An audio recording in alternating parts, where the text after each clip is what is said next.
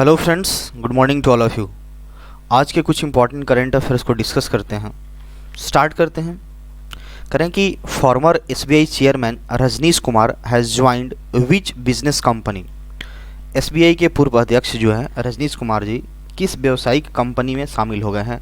Answer हमारा क्या बनेगा? दून एंड ब्रैडसीट, एक बहुत बड़ी बिजनेस कंसल्टेंट या फिर डेटा एंड एनालिटिक्स कंपनी है, एडवाइजरी बोर्ड है इंटरनेशनल लेवल की। इसको इन्होंने ज्वाइन कर लिया है। कौन? रजनीश कुमार, जो हमारे एसबीआई के फॉर्मर चेयरमैन हैं, इन्होंने इसको ज्वाइन कर लिया है।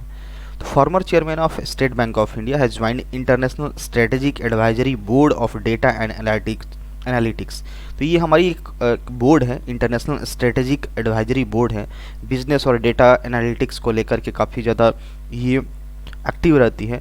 तो ये हमारा इसका नाम क्या है? दून एंड ब्रैडसीट। इसी कंपनी को हमारे जो एसबीआई के पूर्व चेयरमैन हैं उन्होंने इसको ज्वाइन किया हुआ है। ये बहुत ही एक ट्रस्टेड ब्रांड है बिजनेस के फील्ड में। लगभग 180 साल से 180 ईयर से ये अपना रेटिंग दे रही है, अपना ये सर्विस प्रोवाइड करा रही है। और कुछ इंपॉर्टेंट जानकारी देखते हैं रजनीश कुमार जी के बारे में। इन्होंने अक्टूबर 2020 में एसबीआई से रिजाइन कर दिया था, स्टेप डाउन कर दिया था एज ए चेयरमैन के तौर पे। उन्होंने इसको छोड़ दिया था एसबीआई को। अभी इसके पहले की बात करें, ही फॉर्मली वर्क एट एचएसबीसी में भी ये काम कर चुके हैं, जो कि हांगकांग में इसका जो डिवीज़न है वहाँ पे नॉन एग्जीक्यूटिव ऑफिसर के तौर, नॉन एग्जीक्यूटिव डायरेक्टर के तौर पे ये काम कर चुके हैं। और भी जो एक advisor Baring private entity Asia में भी वो वहाँ पे सीनियर एडवाइज़र रह चुके हैं। और दूसरी बात की जाए तो ये हीरो मोटोकॉप एंड भारत पे का भी यहाँ पे इन्होंने अपनी सर्विस दे रखी है। तो बेसिकली हमको याद क्या रखना है कि जो हमारे जो एसबीआई के फॉर्मर चेयरमैन हैं उन्होंने किस कंपनी को ज्वाइन कर लिया है? तो दून एंड ब्रैडसीट को ज्वाइन किया है। नेक्स्ट सवाल है हमारा, हु हैज़ इनॉग्रेटेड आरबीआईएच इन बेंगलुरु। बेंगलुरु में आरबीआईएच का उद्घाटन किसने किया है? तो इसका आंसर हमारा बनेगा आरबीआई के खुद जो गवर्नर हैं शक्तिकांत दास जी, उन्होंने ही इसका आरबीआईएच मतलब क्या होता है? Reserve bank of India, reserve bank innovation hub इसको बोलते हैं, इसको शॉर्ट में आरबीआईएच।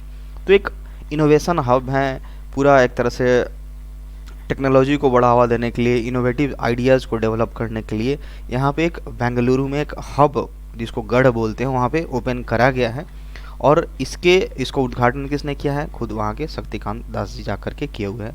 बेंगलुरु में किया गया है। इसकी टोटल कुल लागत कितनी आई है? 100 करोड़ के आसपास यहाँ पे बताया जा रहा है। उसके एस्टेब्लिशमेंट कॉस्ट यहाँ पे बताया जा रहा है। ये जो इनोवेशन हब बना है, इसके चेयरमैन कौन? Independent board with Gopala Krishnan as chairman. Gopala Krishnan को यहाँ पे चेयरमैन बनाया गया है इस किसका? आरबीआईएच का। और इसके कुछ और जो बहुत ही प्रतिष्ठित लोग हैं उनको इसका मेंबर बनाया गया है। यहाँ पे बेसिकली क्या होगा, इसमें RBIH intends to build a ecosystem, एक ऐसा इकोसिस्टम बिल्ड करेगा जिसमें जो फिनेंशियल सर्विस का एक्सेस हो सके, और जो भी कंट्री के जो लो इनकम पीपल हैं वो इसका एक तरह से बेनिफिट ले सकें। तो हमारे लिए इम्पोर्टेंट क्या है? बेंगलुरु में आरबीआईएच का उद्घाटन किसके द्वारा किया गया है? खुद आरबीआई के गवर्नर शक्तिकांत दास जी के द्वारा किया गया है।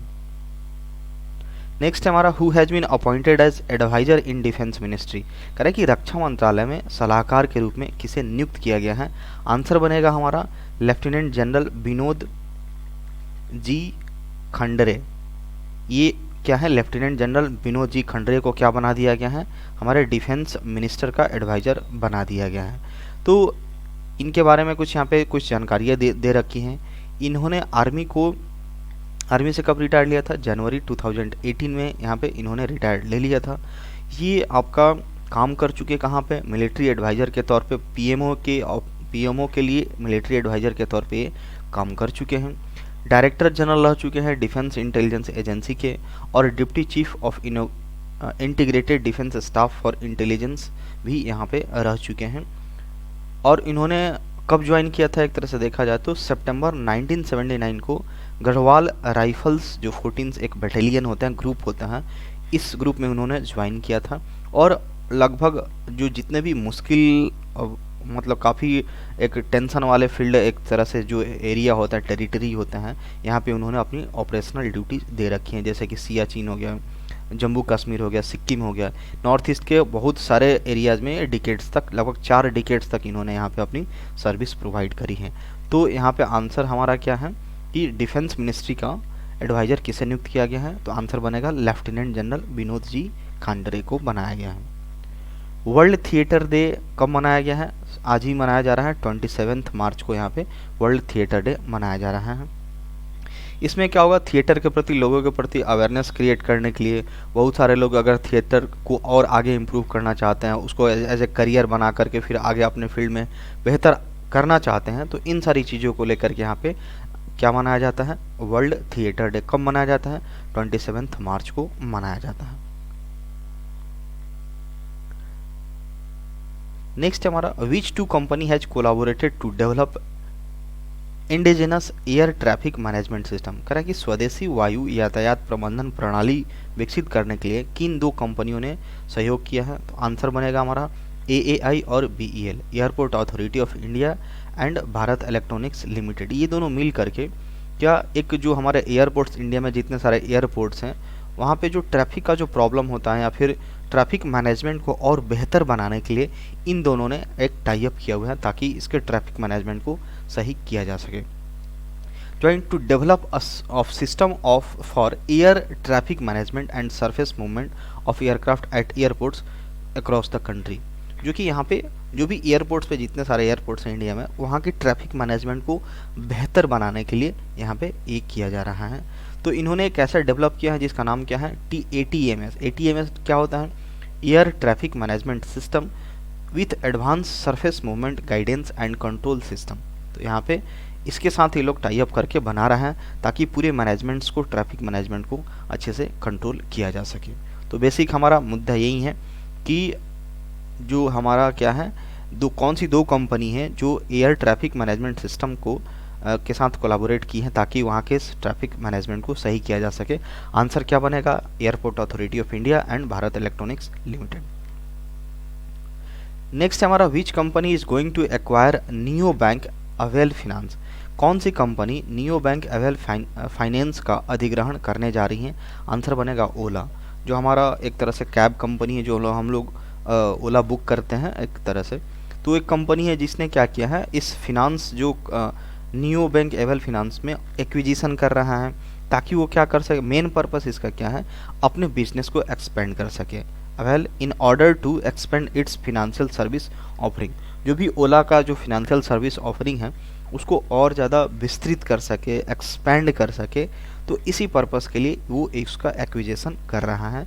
सवाल सिंपल ये पूछा जाएगा कि ओला ने किस कंपनी को, किस कंपनी में अपना एक्विजिशन अधिग्रहण करने जा रही है, आंसर बनेगा neo bank avail finance. Neo bank avail finance में ओला अपना एक्विजिशन करने जा रही है।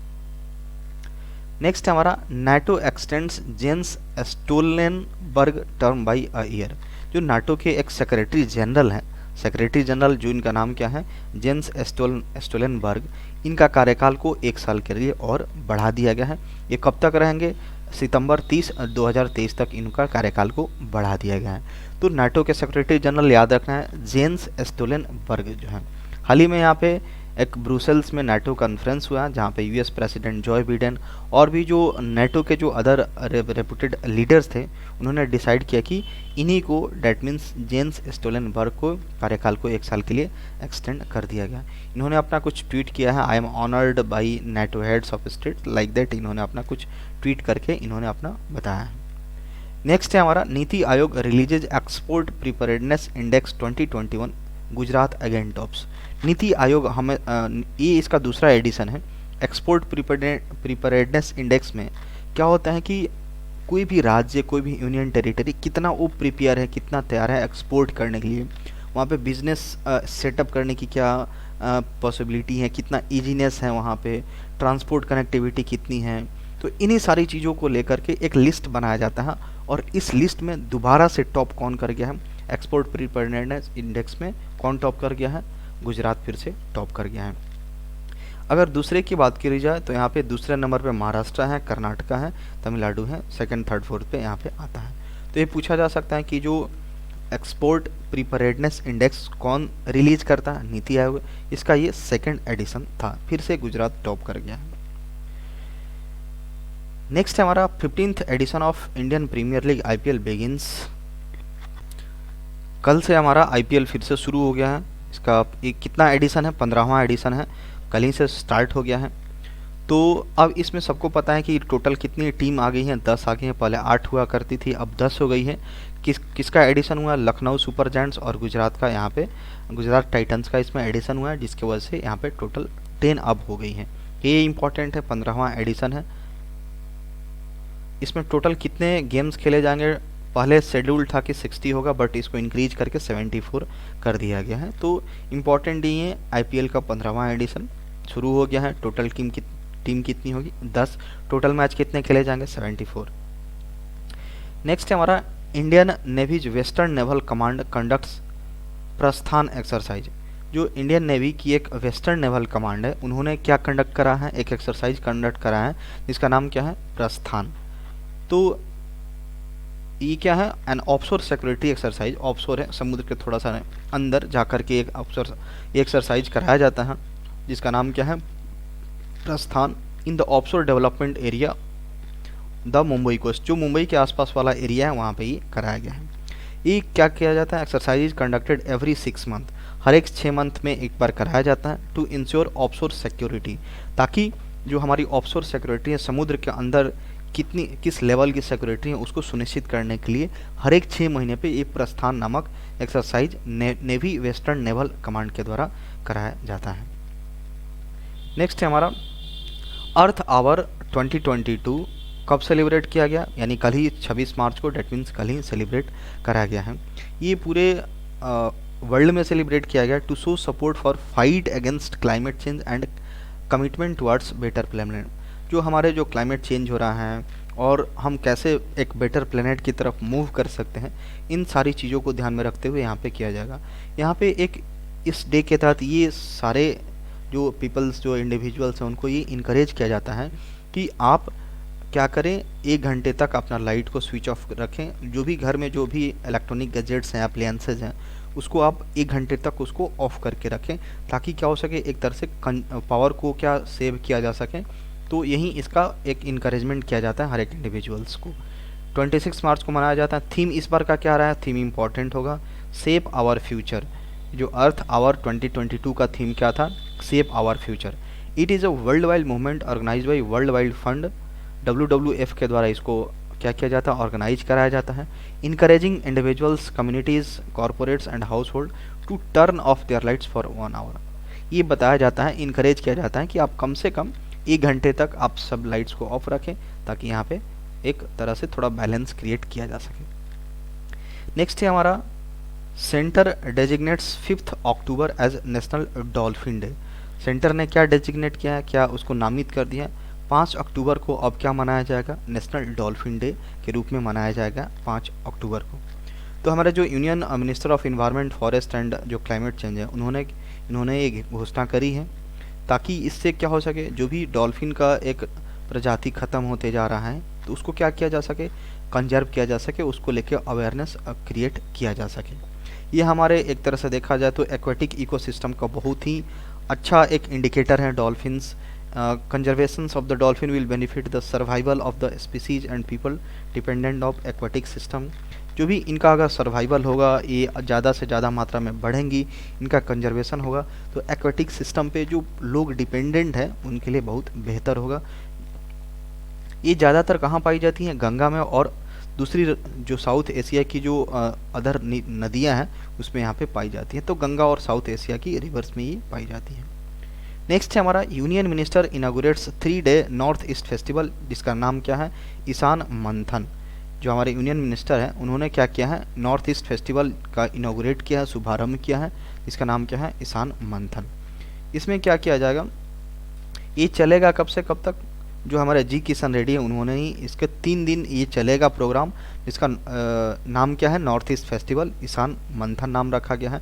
Indira Gandhi national centre of arts, जो कि न्यू दिल्ली में इसका किया गया है। 25 से लेकर 27 मार्च तक ये चलेगा। इसमें क्या होगा, बहुत सारी अपॉर्चुनिटी क्रिएट होगी कल्चर को लेकर के, आर्ट को लेकर के, म्यूजिक, फोक डांस, हैंडीक्राफ्ट्स, इन सारी चीज़ों को लेकर के वहाँ पे एक बहुत सारा अपॉर्चुनिटी क्रिएट करी जाएगी। क्यों? क्योंकि नॉर्थ ईस्ट एक ऐसा रीजन है जहाँ पे 400 के आसपास कम्युनिटीज़ रहती हैं जो लगभग 200 से ज़्यादा भाषाएं बोलती हैं। तो यहाँ पे नाम क्या है इस फेस्टिवल का? ईशान मंथन। कहाँ पे इनॉग्रेट हुआ है? न्यू दिल्ली में किया गया है। किसके द्वारा? जी किशन रेड्डी जी के द्वारा किया गया है। नेक्स्ट है हमारा union minister inaugurates 10 day Bharat भाग्य विधाता फेस्टिवल।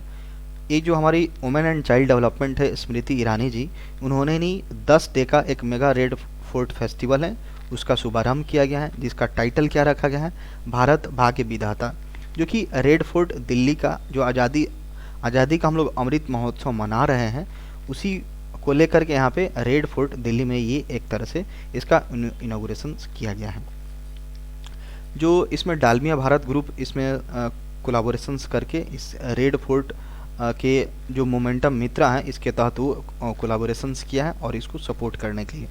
फेस्टिवल भी commemorate the heritage, culture and diversity of every part of India. इसमें क्या किया जाएगा? जो भारत की हमारी जो विरासत हैं, जो हमारी संस्कृति हैं और इतनी सारी विविधता हैं, इन सारी चीज़ों को यहाँ पे दिखाया जाएगा। तो हमारे जो women and child development Smriti Irani ji हैं, उन्हीं के द्वारा 10 दिन का एक फेस्टिवल को शुरुआत किया गया है जिसका नाम क्या है? भारत भाग्य विधाता festival. That's all for today.